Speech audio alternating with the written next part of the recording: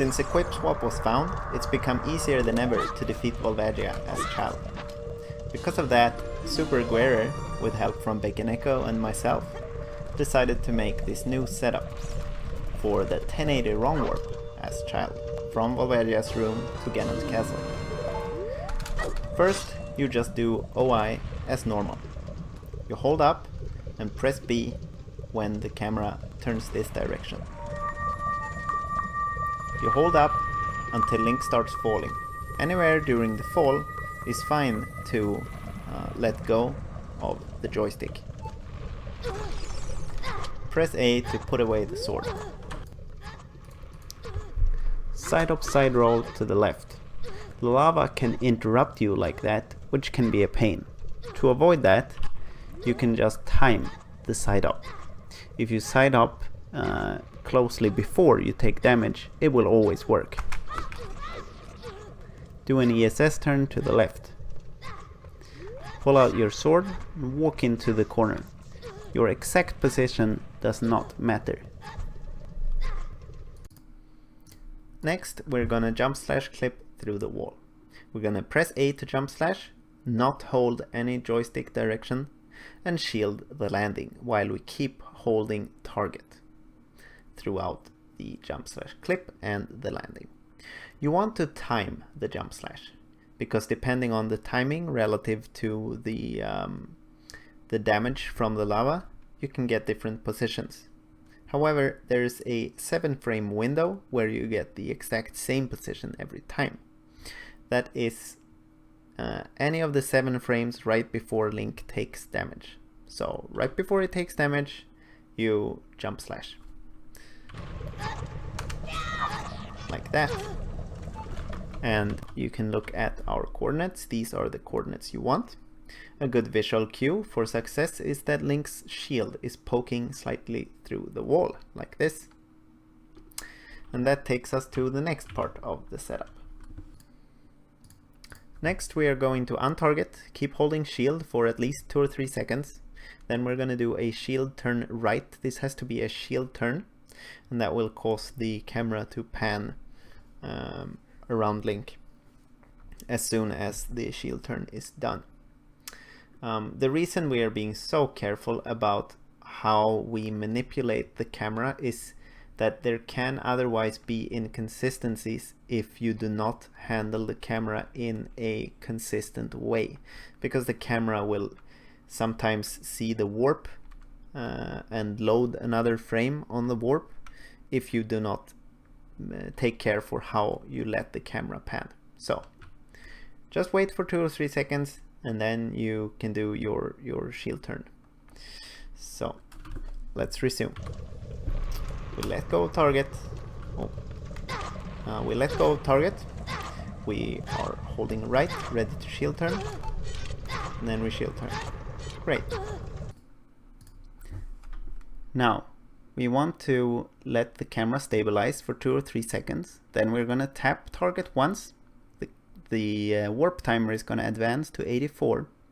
We tap again quite quickly after, and it's gonna advance from 84 to 85.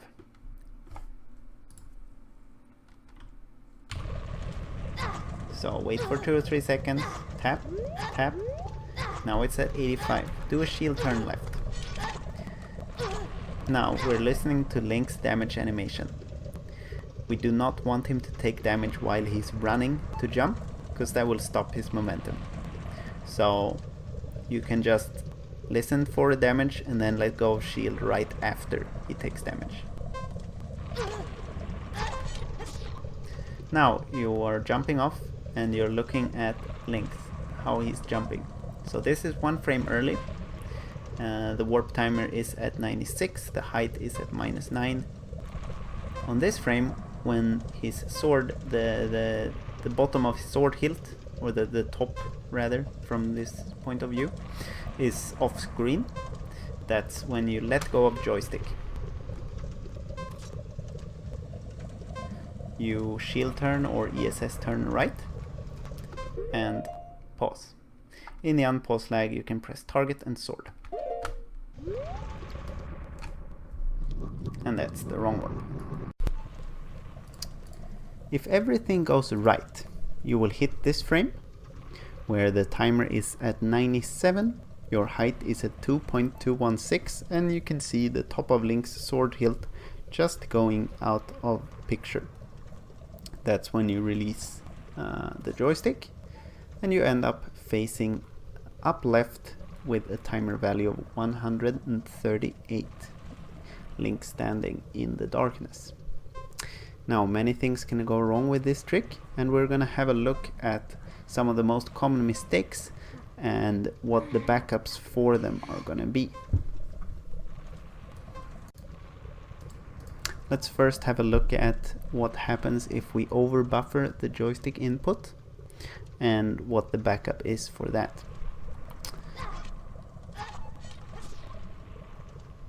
This is the normal frame to release the joystick. Let's overbuffer by 1 frame.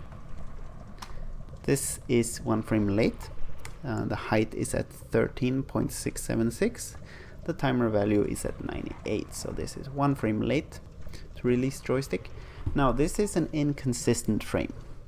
2 different things can happen from here, depending on parameters outside of our control.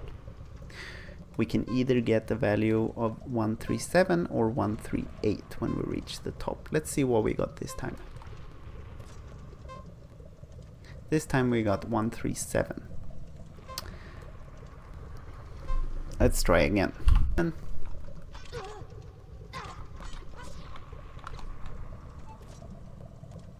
And this time we got 138. These frames look very similar. The easiest way to tell the difference is to shield and have a look what pokes through the door. On 138, the only thing that pokes through the door is the shield, a little bit on the left there. On 137, you can also see Link's ear poking through slightly. 138 is the easiest one, because that's the value we actually wanted. We just turn right with ESS or shield turn, whatever you want, and buffer in sword and target.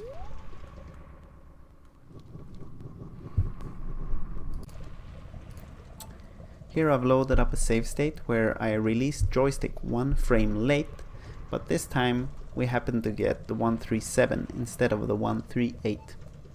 And again, the easiest way to check that, shield. Is Link's ear poking through the door? It is indeed. Okay. Then we got the 137, so we need the backup. The backup is going to be as normal. We turn right, but this time to advance the timer 1 more frame, we will target, and 1 frame later input the sword. Like so. Another common thing that can go wrong is everything looks fine here. We have the 97 frame, the height is 2.2, but somehow when we get up here something looks not quite right. Link is not quite looking to the up left, he's pretty much looking straight ahead. Not really, but more so than he should be. We can verify this by shielding, and you'll see that on the left side of Link's shield you cannot see Link's hair or much of Link's arm at all. Let me load the save state of what this should look like. See, that's what it should look like on 138, which is what we want. But we got this. So that's how you distinguish that you have the problem of 139 on the timer. That Link is looking too much straight ahead, and if you shield you cannot see his hair on the left there. Now, what do you do about this? And how does it happen? The most common issue is messing up the timing between the inputs at the start. So maybe you didn't wait long enough for the camera to pan between inputs, or maybe you waited too long between the targets when you're in that corner. Either way, you're in this position, you have distinguished that you're looking too much straight ahead and you need to fix it. There is a fix for this. It's not the most elegant, because it's very hard to deal with a timer that's already gone too far. The best fix we have at the moment is using critical health to fix it. So let's have a look at that setup. So the backup goes like this. Put away your sword, hold up target, walk a little bit to the left until you see the door. Now careful not to pop through the door, and walk up and left to get to the wall. So walk up a bit, walk left a bit, walk up a bit, up left. Okay, now we reached the wall, and we were careful not to pop through the door. We'll keep walking a little bit up until we don't see the door anymore. Walk up. Okay, we don't see the door anymore. Now we can retarget to get the angle of the wall. Change shields to the Deku shield and get critical health.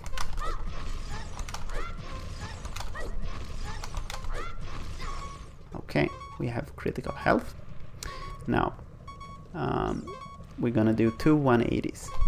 180, 180. Now pull out your sword and then turn 90 to the right, and be careful, you have critical camera, so it's gonna be quick.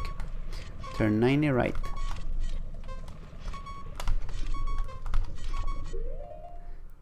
And then when he's standing up again, you can input the slash and target with whichever weapon you chose to use. And that should work. If you only have one heart or less by the time you go to do the jump, then you will have critical camera, and that will not only affect what the visual cues look like, but also how the camera acts and how it is affected by the warp. So if we jump with one heart or less, then we will need to release the joystick when the timer reaches 96, not the normal 97. So this 95 is 1 frame early, but luckily the visual cue that we use is still gonna work out. The sword hilt is still visible, so we're 1 frame early. Here, the sword hilt is no longer visible. That's when we release. And we get 138, which is what we want. Turn right, buffer in, target and slash.